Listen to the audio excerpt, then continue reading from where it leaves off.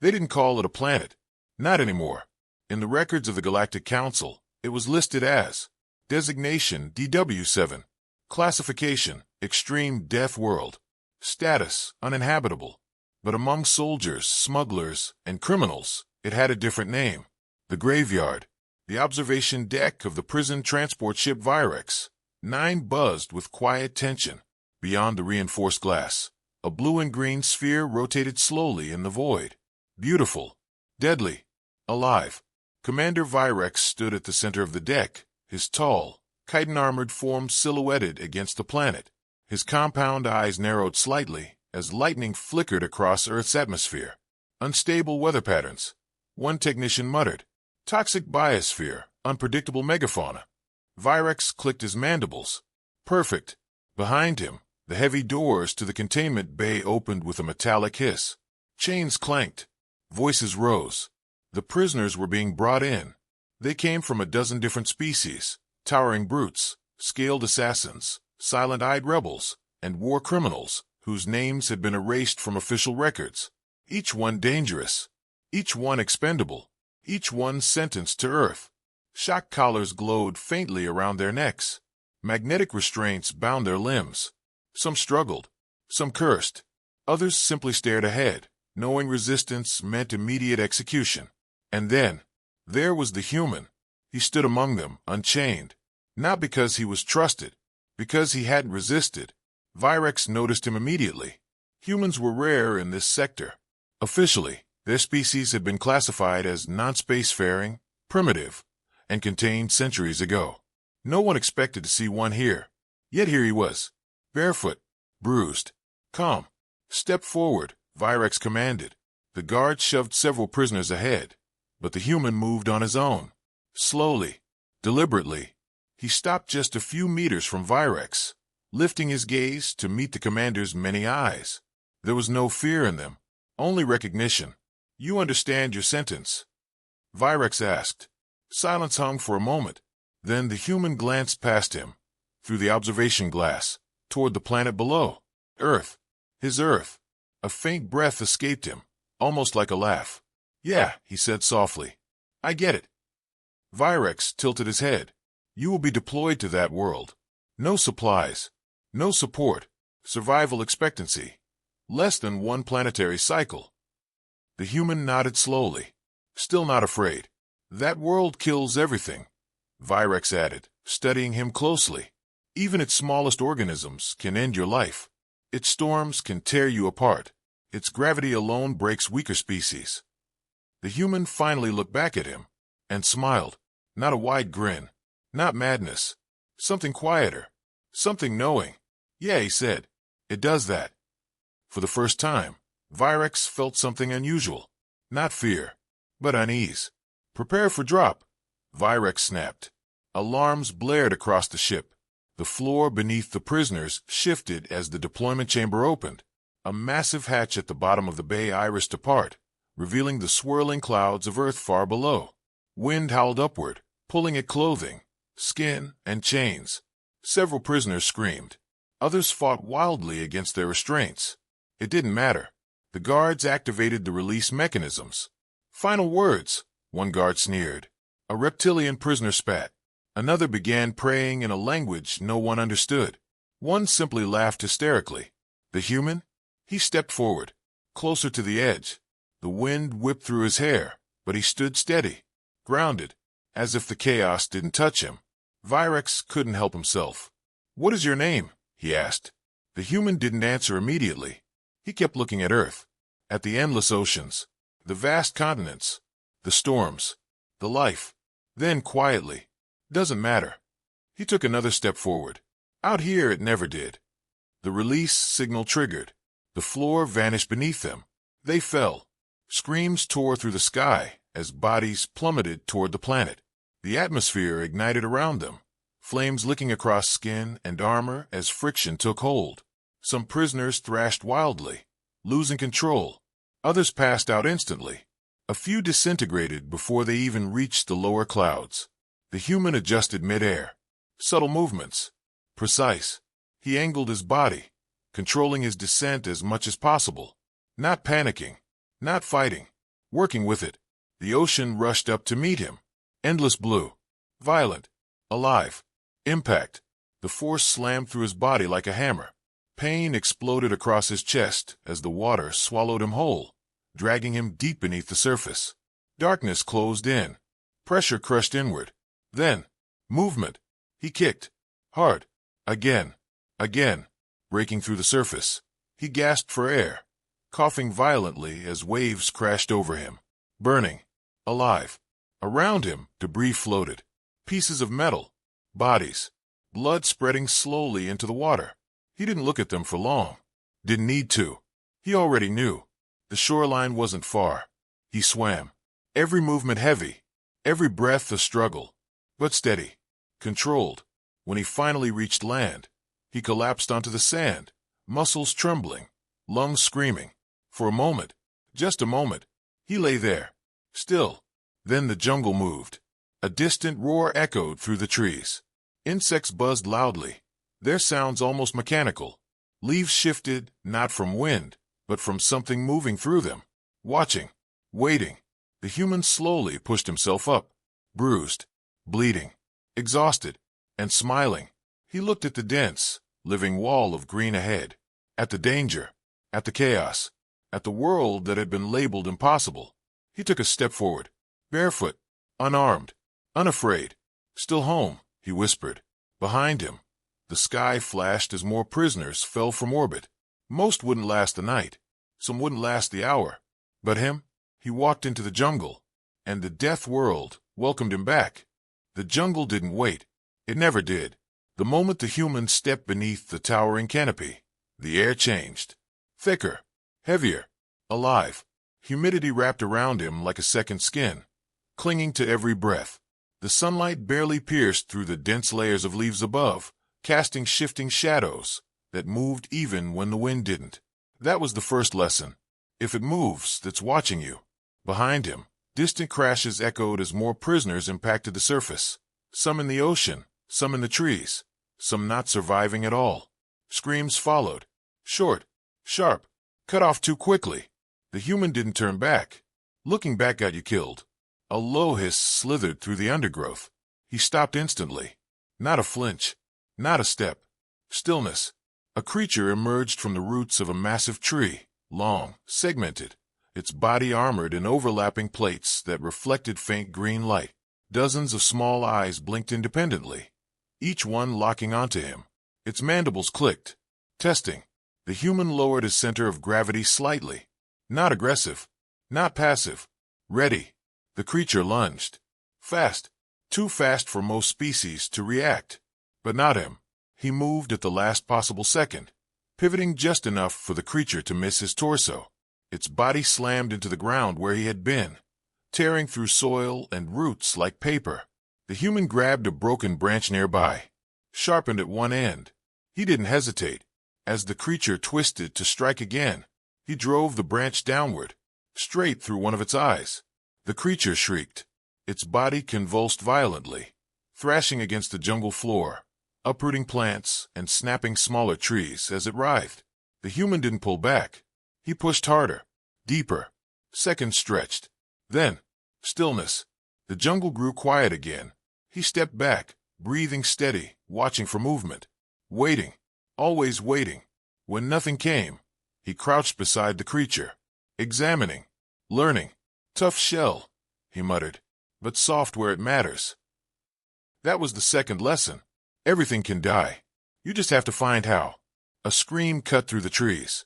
Closer this time. The human stood, listened. Another scream.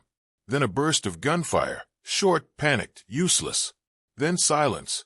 He exhaled slowly. They're not going to make it, he said to himself. He moved again, deeper into the jungle. Hours passed, or maybe minutes. Time didn't behave normally here. The ground shifted under his feet. Not metaphorically. Literally. He froze. Looked down. The soil pulsed. Breathing. He stepped back, just as the ground split open. A massive, circular maw erupted upward, lined with rows of grinding teeth that churned through dirt and rock alike. It snapped shut where he had stood moments before, swallowing everything in its reach. The human stared at it for half a second. then nodded. Not ground. He corrected himself. Noted. The creature sank back beneath the surface, leaving no trace behind. The jungle reset, as if nothing had happened. That was the third lesson. Even the world itself wants you dead. By the time the sun dipped lower, if it even was the sun, the human found water. A narrow stream cutting through the terrain. Clear, cold, suspicious. He didn't drink immediately. Instead, he crouched nearby.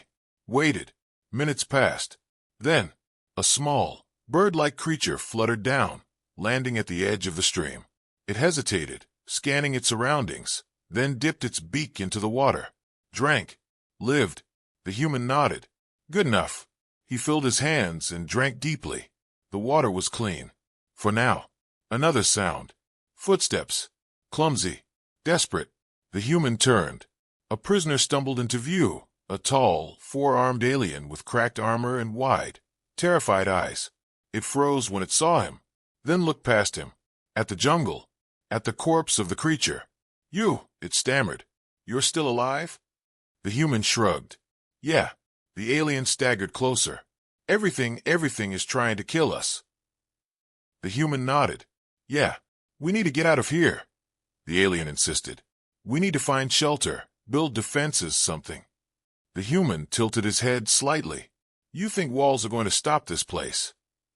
The alien hesitated, looked around, heard something moving in the distance. Something big. Its confidence shattered instantly. Then what do we do? It whispered. The human stood fully, picking up the sharpened branch again. He glanced into the jungle, listened, calculated. Then he spoke. Calm, certain. You stop thinking like prey. The alien stared at him, confused, terrified. Another roar echoed through the trees. Closer this time. The human stepped forward, toward the sound. What are you doing? The alien shouted. The human didn't stop.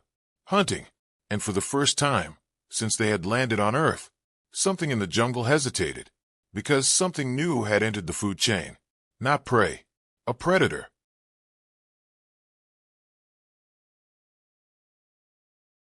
The jungle was no longer just watching. Now, it was learning. The human moved through it like something that belonged.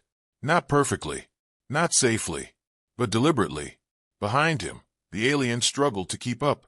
Its forearms trembled, its breathing uneven, its eyes constantly darting between shadows that seemed to shift even when nothing was there. Slow down, it gasped. You're going to get us killed. The human didn't stop. If we stop, he said calmly, we die anyway. Another sound echoed through the trees. Low, heavy, something large. The alien froze. The human didn't. He crouched slightly, scanning the terrain. His eyes moved quickly, not randomly, but with purpose.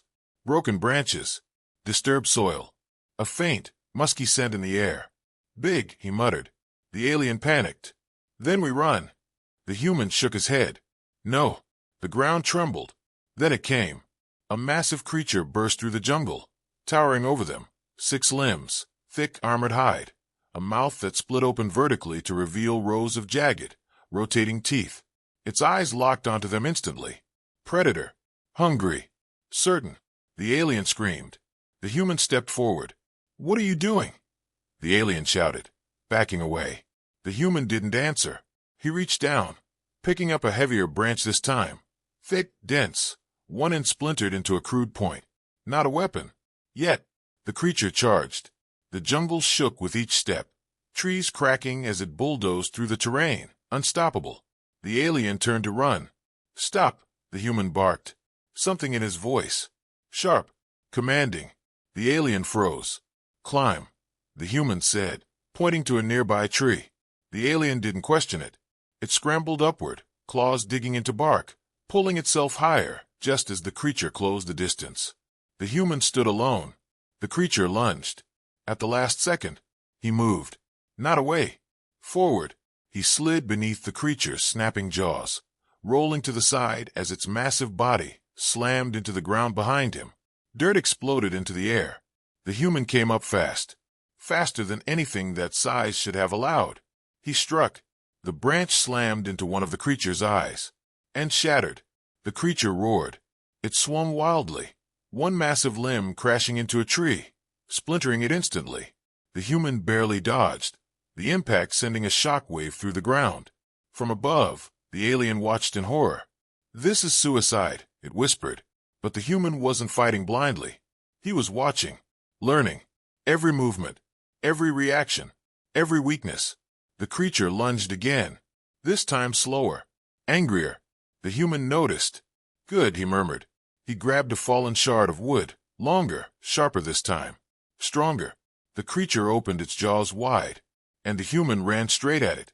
The alien screamed from above, but at the last moment, the human dropped low, sliding across the dirt as the creature snapped down too early. Its jaws slammed shut behind him. He came up inside its reach, too close, too fast, and drove the sharpened wood upward, deep into the softer flesh beneath its jaw. The creature convulsed. It reared back, thrashing violently, trying to dislodge him. But the human held on. "Die," he growled. He pushed deeper, twisting, driving the weapon further into its throat. Seconds stretched. The jungle held its breath. Then, the creature collapsed. The ground shook as its massive body hit the earth. Silence. The alien slowly climbed down, shaking. You killed it." The human stepped back, breathing hard but controlled. He wiped blood, some his, most not, from his face. "No," he said. "I learned it." The alien stared at him. That thing kills everything." The human looked at the corpse, then at the jungle. "Yeah," he said. Then his eyes hardened. "But not anymore." Days passed. The alien stayed. Not because it wanted to, because leaving meant death. More survivors appeared. A few at first, then a handful, drawn by smoke, by noise, by something different. Hope. They found the human standing over fire, cooking, not hiding, not running, living. "You're organizing them," the alien said one night, watching as the others gathered. "They'll die without it," the human replied. "You're teaching them," the alien added. The human nodded. "How to survive." The human looked at the jungle, listened to its endless sounds, then shook his head. "No." A distant roar echoed. But this time, it didn't come closer. It stopped, as if something had changed. The human's voice dropped. "I'm teaching them how to win." And deep within the jungle, something ancient shifted. Because for the first time, the Deathworld wasn't just killing. It was being challenged. Orbit above Earth had always been silent. That was the rule. Every probe sent to DW7, every drone, every scout, every experiment had ended the same way. Signal loss. No survivors. No anomalies. Just silence. Until now.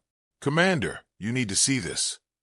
Virex turned slowly from the observation window aboard the Virex 9. Earth rotated beneath them once more, its storm still raging, its surface still wild and untamed. Unchanged. Or so it should have been. The technician's limbs trembled as he replayed the footage. "Probe Delta 17 has maintained signal for over 3 cycles," he said. "That's never happened before." Virex stepped closer. "Show me." The screen flickered, then stabilized. Jungle. Dense. Alive. At first, nothing seemed unusual. Movement in the foliage. Shadows shifting. Creatures slipping between trees. Normal for a death world. Then, smoke. Virex narrowed his eyes. Zoom. The image tightened. Structures. Crude, but deliberate. Walls made of interwoven branches. Elevated platforms. Defensive barriers. And fire. Controlled. Sustained. "Impossible," Virex whispered. "Life signs confirmed," the technician added quickly. "Multiple species. Cross-referenced with prisoner manifests." Virex's mandibles clicked sharply. "Survivors." "Yes, Commander." A pause. "Organized survivors." Silence fell across the command deck. "That world kills everything," another officer muttered. Virex didn't respond. He was watching something else. Movement near the center of the settlement. The probe shifted its angle slightly. And there, standing above the others, was the human.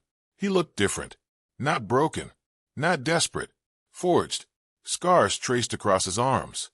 His posture was steady, balanced, ready. Around him, other survivors moved with purpose, setting traps, reinforcing structures, sharpening tools. Following him. Focus on the human, Virex ordered. The image sharpened. The human turned slightly, as if he heard something, but there was nothing to hear. The probe made no sound. It emitted no signal detectable by primitive senses. And yet, the human looked directly at it, straight into the lens. The entire deck went still. That's not possible, the technician whispered. The human stepped forward, slowly, calmly. Then, he raised his hand and waved. A chill spread through the command deck. He can't see us, one officer said quickly. It's coincidence. A reflex. No, Virex interrupted. His voice was low. Certain. He sees us. The probe's feed flickered briefly as the human moved closer. For a moment, the image filled with his face. His eyes. There was no fear in them, only understanding. And something else. A message. The feed stabilized again, pulling back slightly. Behind the human, the settlement continued its activity, but something had changed. The creatures of the jungle, the predators, they weren't approaching. They lingered at the edges, watching, waiting, keeping their distance. Commander, the technician said quietly. The local fauna, they're avoiding the area? Virex's eyes narrowed. Predators don't avoid prey. The words hung heavy in the air. They avoid something worse. Silence. Prepare an extraction team. Virex ordered suddenly. The room snapped back to life. Commander, one officer asked. Standard protocol is to observe only. Interference with a Deathworld environment. Override protocol, Virex snapped. We retrieve survivors. Now. And the human? Virex didn't hesitate, especially the human. Hours later, the dropship pierced through Earth's violent atmosphere. The descent was turbulent. Lightning clawed across the hull. Winds howled like living things. Even the experienced pilots struggled to maintain control. Stabilizing, one of them grunted. Barely. The jungle came into view. Dense. Endless. Alive. Then, a clearing. The settlement. Landing zone confirmed, the pilot said. The ship touched down hard, kicking up dirt and debris. The ramp lowered slowly.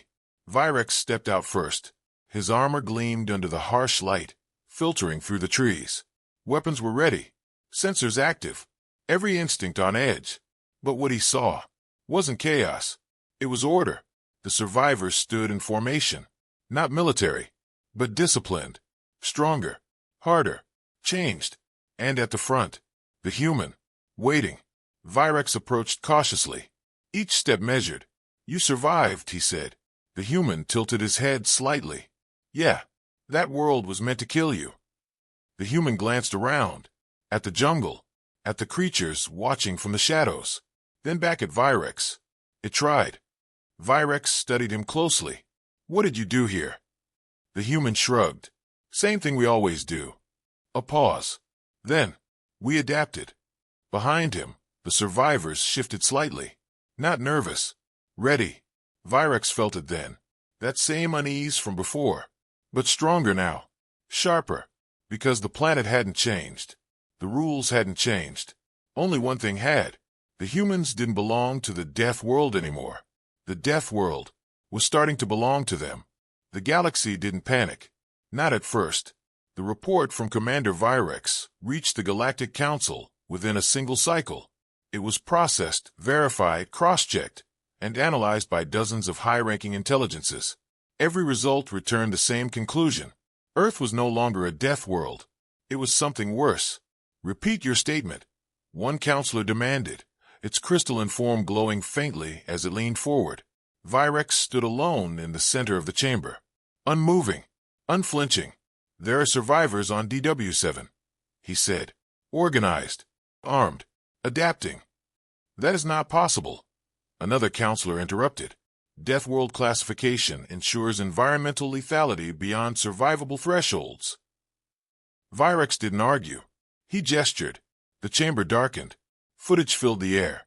The settlement, the fire, the structures, the survivors, and the human, standing at the center of it all. Silence spread slowly. Zoom, a voice whispered. The image tightened. The human's face appeared again. Scarred, calm, watching. Even here, across the stars. It felt like he was looking directly at them. "This is manipulation," one counselor said quickly. "A fabrication." "Ah, it's real," Virex cut in. Another feed appeared. Predators, massive, deadly creatures, circling the edges of the settlement. Not attacking, not advancing, avoiding. "They're not at the top of the food chain anymore," Virex said quietly. "Impossible," someone murmured. "No," Virex replied. His voice dropped. "Unprecedented." The chamber erupted into overlapping voices. "We must eliminate the threat. Quarantine the system immediately. Deploy orbital cleansing." "No." The single word cut through everything. All eyes turned back to Virex. For a moment, he said nothing. Then he stepped forward. "If you attack," he said slowly, "you will lose." Silence fell again.